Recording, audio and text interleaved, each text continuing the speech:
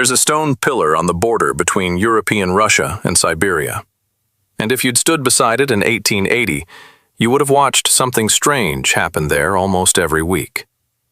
Convicts in chains would reach it on foot after months of marching, and they'd stop. Some knelt and pressed their faces into the earth on the European side. Some scraped their names into the stone. A few just stood there, sobbing, because this pillar was the last piece of European Russia they would ever touch. Beyond it lay Siberia, and for most of them, exile meant they'd never cross back. Here's the number that genuinely stopped me when I found it. In some years of the 1880s, transit mortality among these convicts, meaning death during the journey itself, before they'd even reached wherever they were being sent, ran higher than death rates inside the prison camps at the far end. The road itself was killing more people than the punishment was. Stay with me, because by the end of this video, you'll understand exactly what a night inside one of these way stations, called an etape, actually looked like, and why the Empire built an entire hidden network of them stretching thousands of miles across a continent. Siberia, around 1880. The Russian exile system, one of the largest forced relocation programs in human history, moved tens of thousands of people east every single year. Convicted criminals sentenced to Katorga, or hard labor, alongside so-called administrative exiles, people banished for political reasons without ever standing trial at all. This is a story that's barely been told in English, even though it ran for well over a century and touched roughly 750,000 people by the 1880s alone. I've built this reconstruction primarily from the work of George Kennan, an American journalist who received official permission to travel the exile route in the mid-1880s and documented it in exhaustive first-hand detail. Plus Russian penal administration reports from the same decade and surviving letters written by exiles themselves. Everything you see has been visually reconstructed with modern tools, guided by that research. And I'm following a composite figure. Call him Mikhail, a political exile in his 30s, built from patterns documented across many real cases from this period, not one specific individual. Quick thing before we keep going. If you like history that goes to the places most channels skip entirely, that's exactly what this channel is built around. Subscribe so you don't miss the next one. Okay, Mikhail's just crossed that border pillar, and the road ahead of him is measured in thousands of miles, not hundreds. Here's something that surprised me before I even got to the stations themselves. By 1880, this wasn't chaos, it was infrastructure. Convicts and exiles traveled along what was literally called the Great Post Road, or Sibirsky Trakt, a route running from Moscow through Nizhny Novgorod, over the Ural Mountains, and on through Tyumen, Tomsk, and eventually toward Irkutsk and beyond. Thousands of miles, stretching all the way to the Trans-Baikal region near the Chinese border for the harshest sentences. According to administrative records from the period, roughly 18,000 people were being exiled to Siberia annually by the 1880s, and the state had built a genuine network to move them, forwarding prisons in major towns, plus a chain of smaller way stations called etap and halfway stations called polutap, spaced roughly a day's march apart along the entire route. My take? This is the detail that changes how you should think about this whole system. It wasn't cruelty through neglect. Someone had actually planned this. The spacing, the staffing, the paperwork. Which makes what happened inside these stations even harder to write off as an accident of circumstance. Every party moving along this road traveled under armed escort, typically a detachment of convoy soldiers whose job was purely to prevent escape and keep the group moving on schedule, not to manage health or provisioning, which fell to a separate chain of prison officials. Each convict carried paperwork identifying his sentence, his assigned destination, and his party number. And every etape along the route kept its own ledger recording who passed through, when, and in what condition. According to surviving administrative records, this paperwork was often meticulous, even when the actual conditions inside the buildings were not. Which tells you something important. The state cared enormously about tracking where people were, and comparatively little about what happened to them while they got there. Before we even get inside a station, you need to understand what a day on this road actually involved, because the walking itself was where the real damage happened. Common criminals, as opposed to political exiles who sometimes traveled by cart or telega, typically walked the entire distance on foot, in leg irons, covering around 15 to 20 miles a day at roughly 60 miles a week, according to Kennan's own first-hand accounts of parties he traveled alongside. Do the math on that against a journey of several thousand miles, and you start to understand why some exile parties took over a year to reach their final destination, occasionally longer than a year for the most remote postings in Transbaikalia. Convoy soldiers marched alongside, and the column moved regardless of weather, through summer dust that Kennan described as choking, through autumn rains that turned the road to mud, through winter cold that could reach conditions genuinely capable of killing an exposed traveler within hours. Leg irons chafed and cut with every single step, for months at a time, and infected sores from those chains were one of the most common medical complaints recorded at forwarding hospitals along the route. Political exiles like Mikhail generally had it somewhat easier physically, carried by cart rather than marched on foot in chains. But the psychological weight was its own kind of burden. Many were being sent east without ever having faced a formal trial, under a purely administrative process that required no courtroom and no defense, which meant a person could genuinely not know how long their exile was meant to last, or precisely why a particular official had decided to send them. Kennan documented multiple cases of individuals who couldn't get a straight answer from anyone along the route about the length or legal basis of their own sentence, an uncertainty that, according to several exiles' own letters, was almost as exhausting as the physical journey itself, because there was no fixed date to count down toward, no clear finish line to focus on during the worst stretches of road. By late afternoon, the party reaches its etape for the night. And here's where I want you to actually picture the building, because it wasn't what people usually imagine. This was typically a low log structure, sometimes with a stockade fence around it, built to hold a specific quota of prisoners but routinely holding far more, since exile parties didn't always match the building's intended capacity, and there was nowhere else to put the overflow. Inside, bare plank sleeping benches, no real bedding beyond what a prisoner had managed to carry with them, and according to multiple first-hand accounts from the period, an atmosphere inside these barracks that visitors consistently described as almost unbreathable, the accumulated result of dozens or hundreds of unwashed people packed into a space with minimal ventilation after a full day's march in the same clothes they'd now sleep, eat, and wait in for hours. Here's the detail that genuinely kept me up reading about this.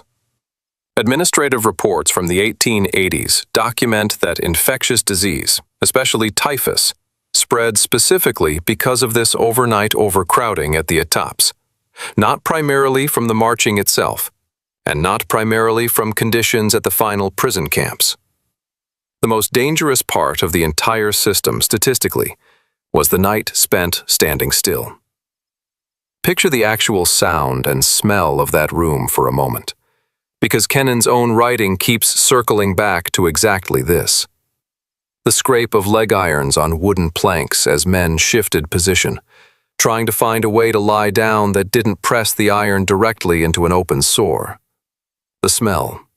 Wood smoke from a single stove doing almost nothing against the outside cold, wet wool, and the simple, unrelenting smell of too many unwashed bodies with no water to spare for washing. Lice were near universal, which is precisely how typhus moved from one etape to the next, carried not by the building itself, but by the same exhausted people passing through it day after day, week after week, station after identical station. And here's the fact that reframes this whole story, because it's not what most people assume about a prison transport system. According to Kennan's research into the exile records, roughly a third of the people making this exact journey in some years weren't convicts at all. They were wives and children, voluntarily accompanying a husband or father into exile, because Russian law allowed a prisoner's family to follow him east if they chose to. A wife who made this choice was, legally, free to remarry instead, as though her husband had died. Many chose the road anyway. One case Kennan documented, and later writers have cited, involved a woman named Mrs. Bealey, who set out to follow her husband's party east, enduring, in the words used to describe her experience, jolting cart rides, choking dust, scorching heat, freezing autumn rain, plank sleeping benches, vermin, and the same foul air inside the étapes that every other traveler on this road breathed. She didn't survive the journey. Her health broke down completely after several months of it, worn down as much by that unrelieved daily grind as by any single catastrophic event. Historians studying this period note that cases like hers weren't unusual. They were a routine, largely unrecorded cost of a family deciding not to be separated. Most videos covering harsh historical punishment go straight for shock value here. I want to sit with this fact instead. A system built to punish specific individuals was, by simple design, also punishing people who had committed no crime at all, at exactly the same rate, on exactly the same road. At the rate common criminals typically covered on foot, those 60 miles a week, a party heading to the furthest reaches of Transbaikalia could expect a journey of 16 months or more before reaching its final destination, according to contemporary accounts of exactly this kind of route. 16 months of étapes. 16 months of the same lice, the same plank benches, the same uncertain food. For a woman traveling with a small child, as Mrs. Bieli was, that timeline wasn't an abstraction. It was a year and a half of daily physical exposure to conditions that were killing even hardened adult convicts at meaningful rates. Historians studying the exile records have noted that child mortality among families accompanying exiles is difficult to state precisely, because these were, in the state's own bureaucratic terms, voluntary travelers rather than sentenced prisoners, which meant nobody was under any particular obligation to count them carefully when they didn't survive. Roughly every 100 miles or so, the route passed through a larger forwarding prison in a proper town. Tyumen was one of the most significant of these, functioning as a kind of central sorting depot, where every single person exiled to Siberia had to pass through and be processed before continuing on. According to Kennan's direct inspection of the Tyumen facility, conditions there could be even worse than the smaller étapes along the road, simply because of sheer volume. Parties from multiple routes converging and waiting, sometimes for weeks, until the paperwork and onward assignments were sorted out.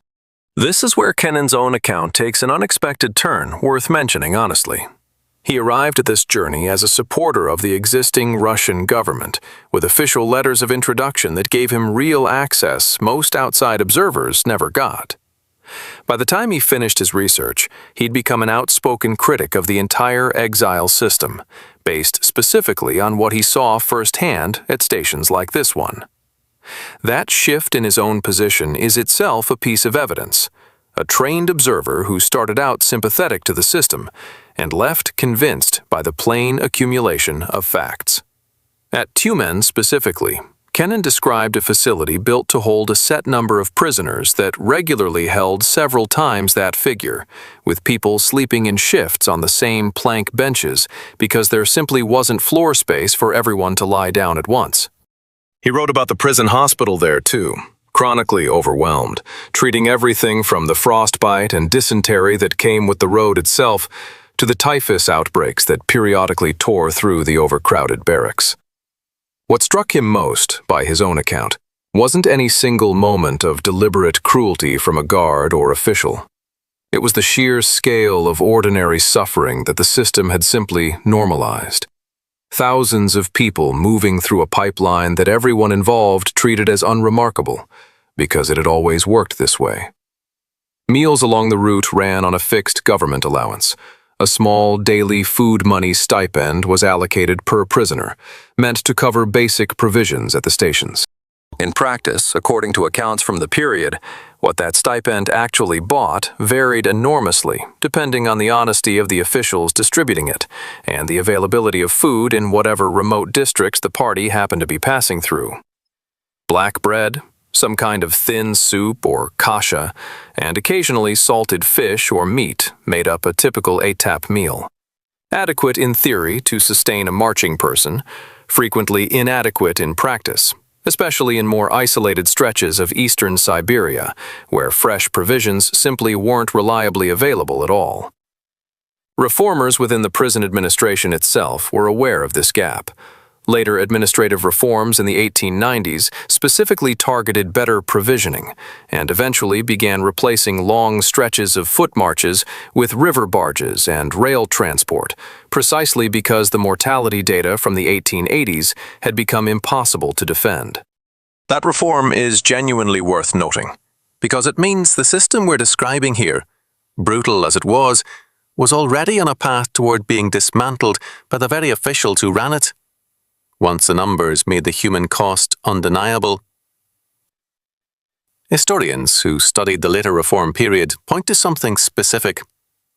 Annual transit mortality, which had run in the range of 15 to 20% in parts of the 1880s, according to some administrative estimates, dropped substantially over the following 30 years as foot marches were progressively replaced by river barges along the Ob and other Siberian waterways, and eventually by the railway itself once the Trans-Siberian line was completed.